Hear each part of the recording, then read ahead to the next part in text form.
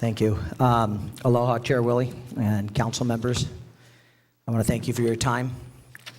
This is my 36th year having to do this and get up here and testify and try to refute some of the misinformation that's being thrown out.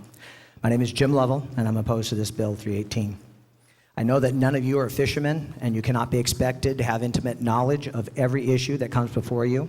And this is why we have government agencies we've established like DAR and others to collect data that you have at your disposal in order for you to provide you with the facts so that you can make informed decisions.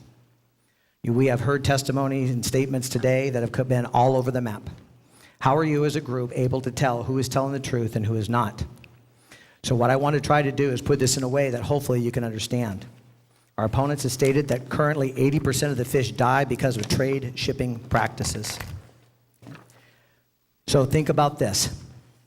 If you bought groceries from Safeway and 80% was spoiled and made you sick, would you go back and buy from that store again? How long would that store stay in business? Okay? We ship fish once a week, 40 years, over 2,000 times. Okay? The simple fact here is we do not get paid for dead fish. We would not be in business if the statements they were making were true. We just simply cannot survive that kind of mortality.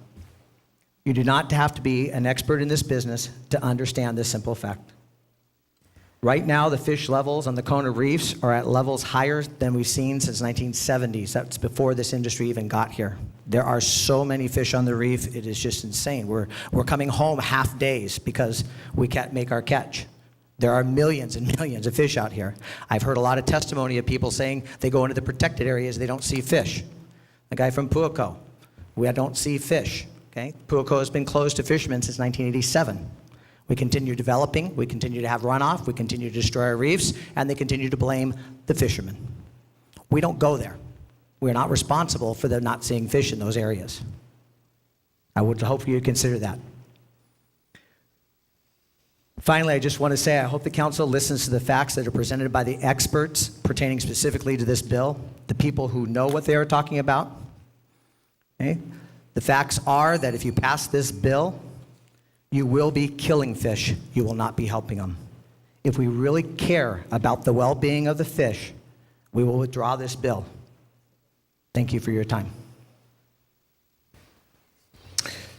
Okay. Three more. Kaimi and Caputo and what is this name? Subimo.